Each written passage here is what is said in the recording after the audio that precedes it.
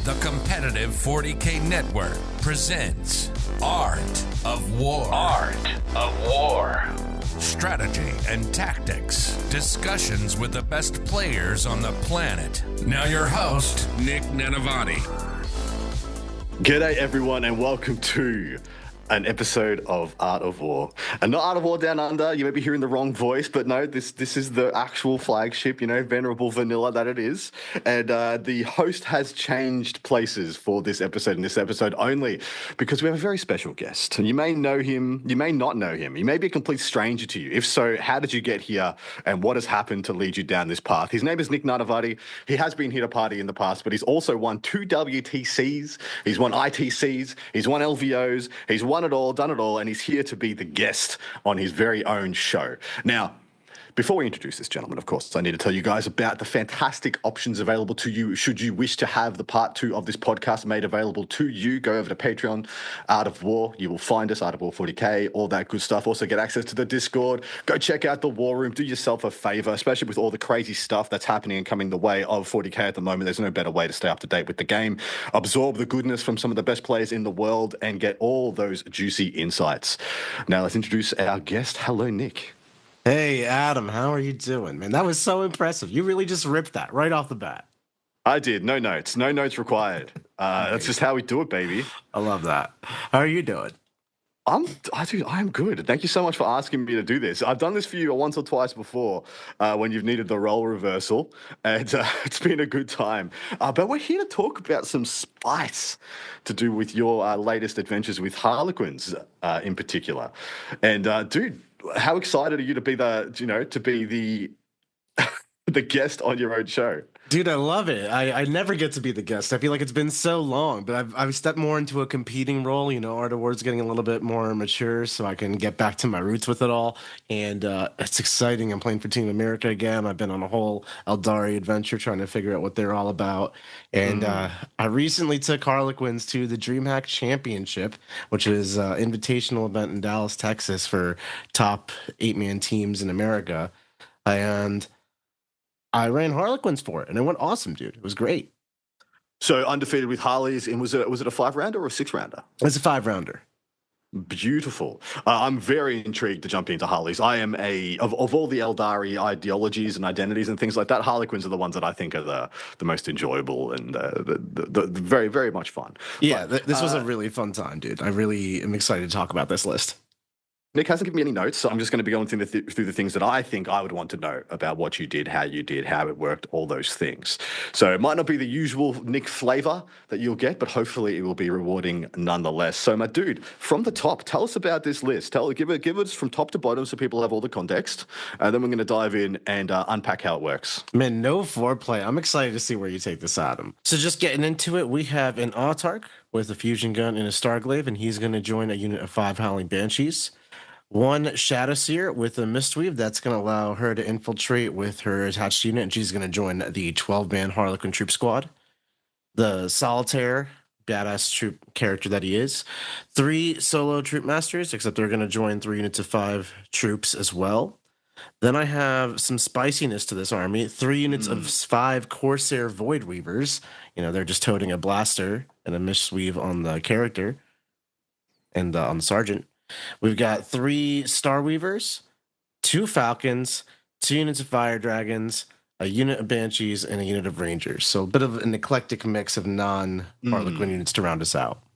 So just to paraphrase a bit of this list back to you. So character-wise, the Autarch, I'm assuming, is joining the Banshees. I'm assuming the Shadowseer is joining the big unit of troop. And then every other unit of troop is getting a Troupe Master and an associated transport to tote them around. And then the Solitaire is just there to be a beautiful trade-up piece, disruption, mess with your opponent's plans, and a bit of a missile. Is that about right? That's the general gist of it. And the Fire Dragons typically go into the Falcons as well. And then that means the entire army, minus one of the big troop squads and the little crap Voidreaver squads, it's pretty much all mounted, which is a really nice thing and unique to Harlequins, because the only other transports Aeldari has is really Wave Serpents and Falcons, and they're huge. So the Star Weaver gives us a nice little small platform, which is cool. Yeah. So telling us about the Harlequins, so why did you choose to play Harlequins over, say, what a lot of people would assume is a better way to go with, Yunari or something of that ilk, or maybe even an aspect host? That's a great question. I really enjoyed talking to Liam VSL on the Art of War podcast maybe like a month ago, right after Home Nations. He was the top scoring player at the event with Harlequins. I did well. I went to the same event. I played Yunari, won all my games or drew all my games, didn't lose any. So by all means, it was a successful event for me. But I saw what Liam was doing. I talked to Liam. I was like, man, that looks fun. And he scored more points than me. I was like, maybe I should try that. And then I had also played Harlequin, or I played her Yunari not only to Home Nations, but I also took it to BFS, drew one game there, and then won 5 games, so another successful event. So at this point, I'm trying to like explore my options for WTC. That's the real event that I care about on the horizon. So I've already know that I can pilot Yunari pretty effectively. I know what my options are there. That's cool. Let me try something new, exciting, and DreamHack was a great testing ground for it. And funny enough, my team actually kind of encouraged me to explore my playground a little bit. I figured they would be, play Yunari. Yunari's broken. We want to win this event. But they were like, no, Nick, we trust you. Go have fun with Harlequins. We got your back if you need it. And it worked out really nicely.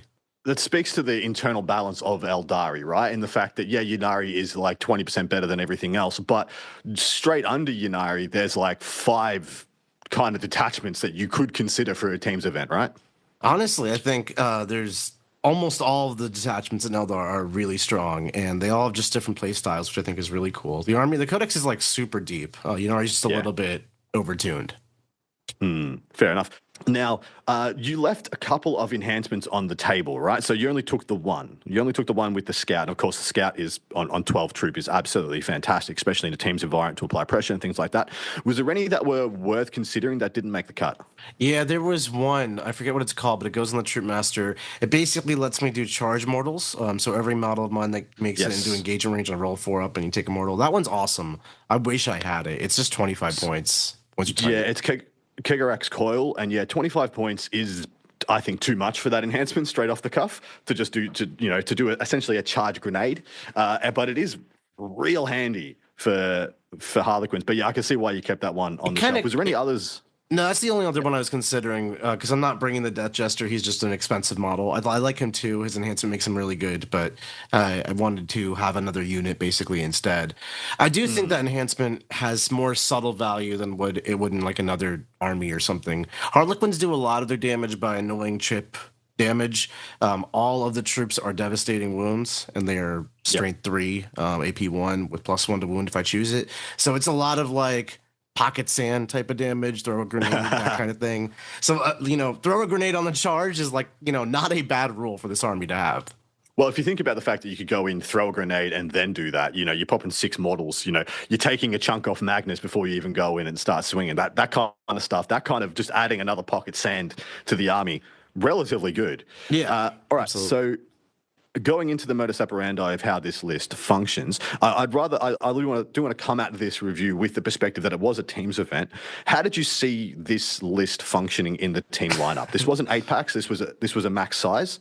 So how did this? What was its purpose? What was its identity in the team lineup? Well, my identity as a player in the team lineup with respect to Art of War is very much that I have to eat the crap that no one wants to play against. And that has not really changed. Not in the sense like a first defender. We have other people for that. But like they throw down a defender and nobody wants that. That's my job. So I'm one of the people who attacks it, which means I either get stuck in the trenches fighting things nobody wants, or I get rejected a lot. And in the case of Dreamhack specifically, I got rejected a lot. No one wanted to play me. So I often found myself as the 8th person in the scrum, the forgotten army, if you will. And my matchups really reflected that. I got a wild range of matchups throughout the entire event. That's fair. So you more end up with getting rejected in the first couple of pairings and finding your way into like an auto pair situation towards the back end. Yeah, I think out of all the teams, only one of them actually accepted my attack early on. Okay. So in saying that, your list sounds like it functions like a kind of spicy Drukhari list in all intents and purposes. Everything is mounted, everything has if you pick the right targets, everything is deadly into its right targets, but nothing's really good against everything. Is that fair to say? Yeah, I think the large 12-man troop is good into just about anything. I'm sure you could find exceptions, but it is 60 attacks with dev wounds and +1 to wound. That just does damage. And then even like the 5 troops with a Troupe Master hit harder than you would expect. Like I often have those dudes like punch up and kill a Bloatrion because they have 2 fusion pistols and the little 5-man, and then the Troupe Master has a fusion pistol, hits on a 2. I'm willing to throw a grenade a lot of the time. You know, at this point, it's possible I kill you in shooting, and then I get to go back in my transport right then and there. Yeah. But, you know, if I have to charge, so be it.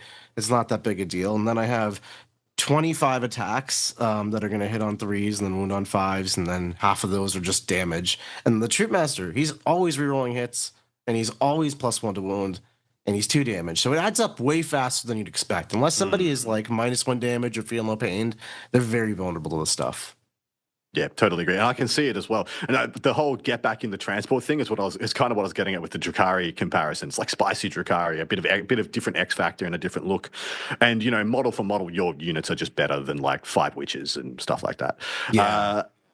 So in saying that, the Corsairs look like they were your utility unit of choice. They were the thing you decided to go to for the small, you know, action doer, stuff like that. Was that their actual role in the army, or am I seeing it correctly? They were pretty flexible. They were definitely taken because I didn't want my Harlequin troops with Troupe Masters attached doing containment. You know, I don't have time for that. Yeah, correct. And I found the boats don't also have time for that because they need to be following the Troupe Masters and the troops wherever they go so that I can get back into the boat. You know, you have to be wholly within 6 inches after you charged, after you piled in, after you've attacked something. Yeah. So there's a lot of conditions there. So I needed something that could just stand around, ideally hold my home field, screen it out from any deep strikers, that kind of thing. But they also scout 6 in their OC2, and this is why I really love Corsairs, and I think they're supremely underrated. Because you can get a little cheaper. You can get save 5 points, go with Rangers. You get infiltrate, you lose scout 6. It's kind of side grade. And then you become OC1, and that's like substantially worse. So these guys could like run out there and contest objectives from all kinds of big scary things that I didn't want to engage with on that turn. Yep. I'm 100% in agreement with that comparison as well. For like 5 points more, the Corsairs are double the OC and have like a real gun, whereas the Rangers, they don't have any damage to add to the pile, really. If you're lucky, you do a little bit of, you could do like 1 precision wound into a character that has an invuln anyway, and you're like, oh, maybe I'm lucky. So yeah, I 100%, I'm all over the Voidreavers over the Rangers. They also have grenades, Adam, and they reroll hits against objectives. That blaster hits you. I'm here. I'm in. So what kind of, so when you said you're into the back end, into kind of the scrum and whatever, what were your wins like? Like, is this a list that puts up a differential, or are you hunting in that 8 to 12 region? Okay, funny story about that. My Matrix sucked. I genuinely thought I was unfavored in many matchups. Now, the big part of this list in particular is it's about how you use it, not so much what it is. So there's a lot of room for skill expression and knowing what to do in the moment and how you execute the plays you have available to you. And also a big conundrum for your opponent, like how do I solve this? Because this already presents a giant puzzle and for your opponent to try to solve, and there's traps everywhere that your opponent can walk into. So yes, if they can kind of play the perfect game against me and they have the right tools against it, it can really be a game where I'm scrapping for a draw. And I think that's because at the end of the day, I'm like 35 elves. It's like not a tough army, right? Like it's a lot of hocus pocus going on here. And then if you trip up in the solving the Harlequin puzzle, which happened every single game, I will say, because it's a complicated puzzle, then the score can skyrocket. Like I did have a 20 in here. I had big wins. I didn't have a draw, but at the same time, I was unfavored into many of these matches, I felt like. So when you're saying that they were failing the puzzle, or failing the riddle, you know, so to speak, of Harlequins, what do you see as the things that were bringing people undone, like, or things that they weren't able to accurately quantify or build into their play? I think it's a combination of my threat ranges and then engaging my army on how that works. So basically, I can +2 move any of my units with a token, right? And I can disembark from one of my transports 3 inches. So that's 5 like floating inches on a move 8 unit. So I get 13 inches out with a Harlequin troop squad. Then I shoot, then I charge. The boat is very small. all the Starweavers are very small units. They can hide in midfield behind a ruin at an angle where your opponent will not get line of sight to them, especially because I have all of these Corsair Voidreavers scouting 6. So they scout forward, get behind a line of sight piece, then they go forward, do an action, contest an objective, do a thing, and move block you. So you can't even get to take the angle upon the Starweaver to kill it. So now I have like a good midfield stage across the table in multiple locations because the terrain might not be great, but on most boards you can hide small little Starweavers in nooks and crannies from tough angles. And then I'm threatening attacks pretty much across the whole board. Harlequins can ignore like vertical distance and stuff, so things like horror containers weren't really a factor, which was nice. And then, the Banshees are also staged up. They're fights first, so they're protecting these boats from getting charged with heroic interventions. And then I have the Solitaire, who's also kind of staged here. And typically these games would have a bit of a go turn. So whether it's turn 2 or turn 3, in one of my games it was turn 1, I send the whole army out there. Like all the troops go out and they try to get back in the boats. Oftentimes they don't, and then I try to just tag as many things as possible to limit your retaliation and your actions. And then, the Solitaire is great because he can blitz and then go 2d6 plus 14. If he's in a boat or a falcon, he can go 2d6 plus 17. And then he's just like, it's on your side. He can dodge an Overwatch, so I don't have to use the token on him. I can use it somewhere else. And then he can just like be on the right side of a wall because he's one model. And then charge in, he's precision, he's 12 attacks at 6/2/2 on the go turn. In some games, you can also buff up your damage by putting the troops or the Solitaire in the Falcon instead of the dragons. And then if the Falcon shoots you and hits you with your gun, the troops will actually benefit from reroll wounds and melee as well. Yeah. Yeah, that is huge. Like you're running into the Deathwing Knights, the Death Shroud, the stuff like that. And you're like, well, the models is the only real thing I have that's going to go through this. Even the Solitaire is going to be winning on 5s with 12 attacks. It probably only kills one Terminator in totality. So I love that. I love that little case point there for the Falcons, because I think the Falcon is good, but I struggle to conjure plays that makes sense for the Falcon. But you talked about another model for a little bit first, and I think this is the model that I think every Harlequin player is just the head over heels in love with. What were you going after with the Solitaire? What were you deciding as the things that were worth hunting with the Solitaire? What wasn't I going after with the Solitaire, Adam? He was amazing. If I had to pick one model to be my favorite model in this army, it is him. So he's really great for a 2-step play that this list can do beautifully. This is probably my go-to move if I can line this up, or if you have like a Rhino or something behind a wall and it's got your good unit in there. And then I take the Falcon and I just like zoop it 20 inches up the table because Star Engines is a silly rule. Yep. And then I get out with the Fire Dragons, and the Fire Dragons do kill your Rhino. And then 100%. The Solitaire blitzes the billion inches we just talked about. Now he's on that side of it. So the Solitaire can go to the other side of your Rhino, basically making it so you're kind of sandwiched in between Fire Dragons on one side and Solitaire on the other. This is going to mess with the way you disembark, so you're basically going to be forced to be charged by the Solitaires. You're getting screwed here.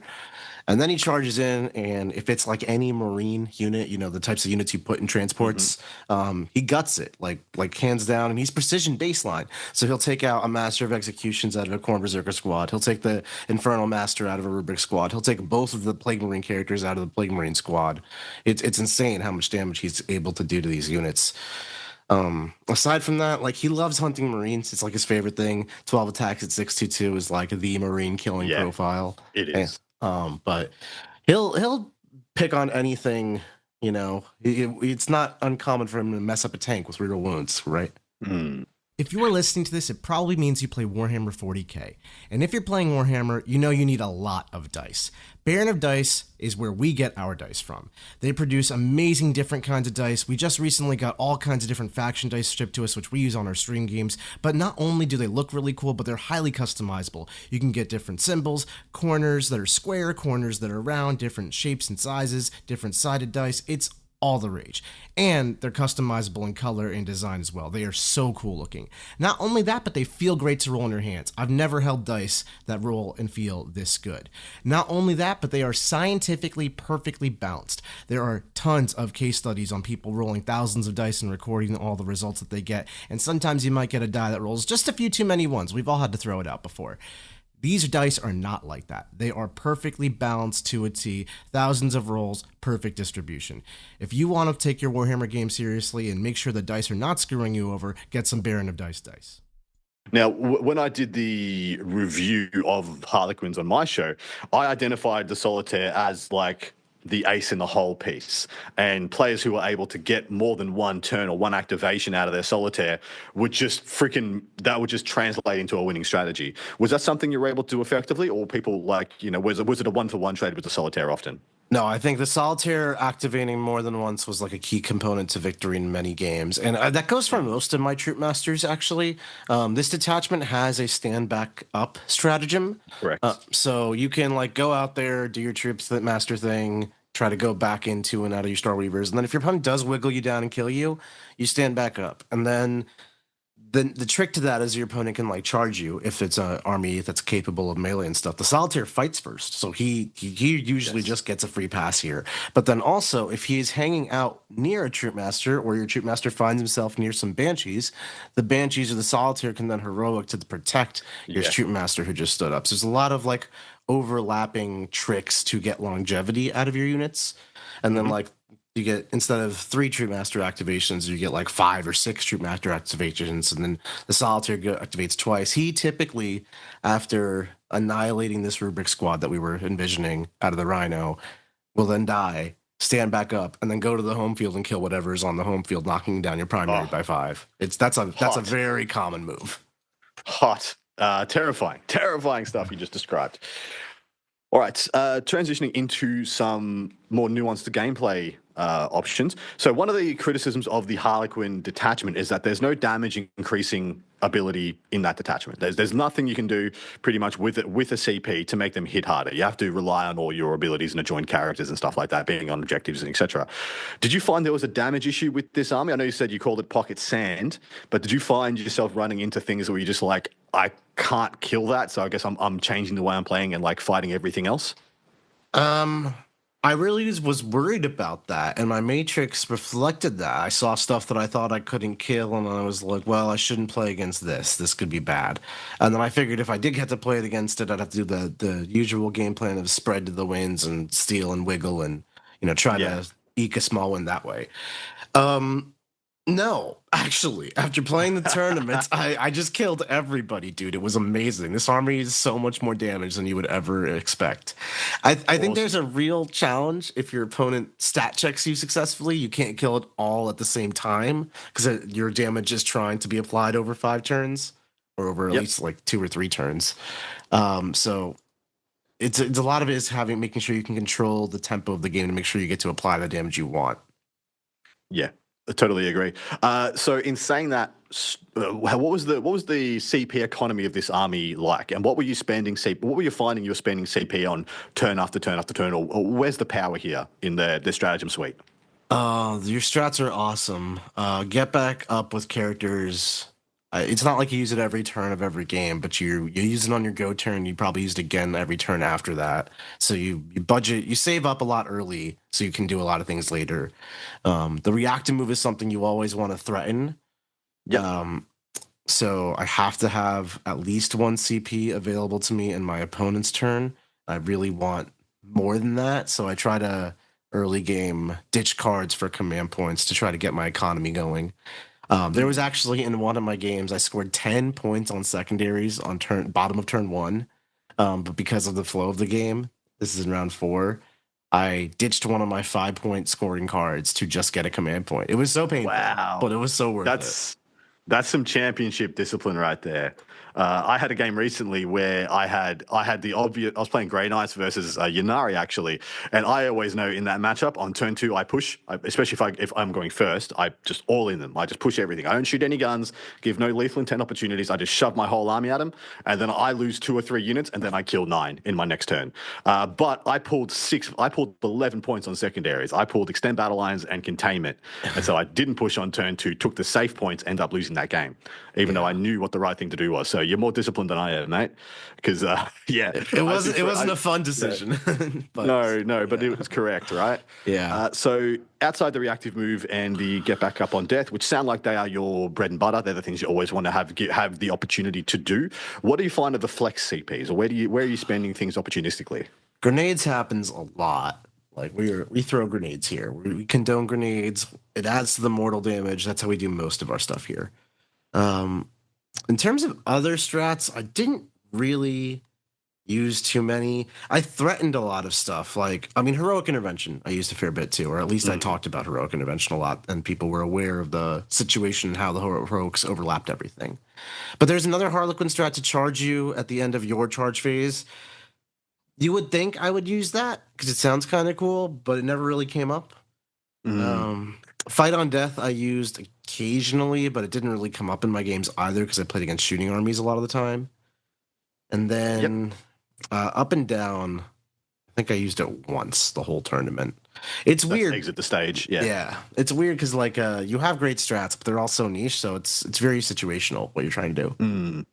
Yeah, exactly right. That's what I was getting at with their stratagem suite. There is no like one CP rerolls to hit or rerolls to wound, or one CP obviously just make everything better stratagem, and so therefore you're left with like 6 very good like logistical and like quality of life increasing strats, but nothing to really build around, which is where I had a little bit of concerns about this detachment. I assumed like because of that you wouldn't be able to like really go for the jugular, but it didn't sound to be the case, which is awesome. And also it's interesting that you. Sorry, go. I was just gonna say, for what it's worth, I think not up and down, the reactive move and stand back up characters with the consideration that it is Solitaires and the Troupe Master, I think that is good enough to build around. Yeah, that's totally fair. All right, so the other thing I was getting at is that you described yourself as a defensive grindy list, but then pre-event, and that's what you saw your ideology and your place in the team. But then you described your games as being like, well, I was actually very aggressive in my games. What would you say, in hindsight, is your actual identity of this detachment, of this list? Well, regardless of how you want to play this army as a person, this army wants to go forward and hit your opponent very hard. And even if you try not to do that, because believe me, I tried not to do that, there comes a point where you end up just sending it anyway, which is really fun. I had a blast playing this army because even if you have enough resources to play a slow game for the first 3 turns, and then at that point you may as well send it because your score can't really go down once you're committed because the game is going to end, which is awesome. Yeah, so you commit to staying in touch or getting a slight lead up until, for the first 2 or 3 turns, and then you realize, oh, well, I'm already in a good enough position. I might as well throw it against the wall and see if I can make this differential bigger.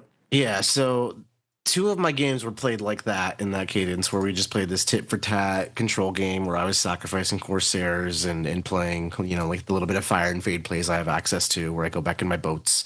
And then there was like a turn 3. Usually I rapid ingress a Dragon Falcon type of play, and then that same turn I send the army and do the Solitaire thing, and I create all kinds of chaos and headaches for my opponent, because there's like really cool annoying things you can do. Also, you can tag a unit, and that obviously means you can't get shot, and then if that unit falls back, chances are it's going to end that fallback move within 9 inches of your unit, so you get to trigger a reactive move, which could go back into the boat, or you can use the token to also go back into the boat. So even if you weren't able to perfectly kill your target in the fight phase and then get back in the boat that way, you can still just get back in the boat in your opponent's movement phase. So that's very reliable.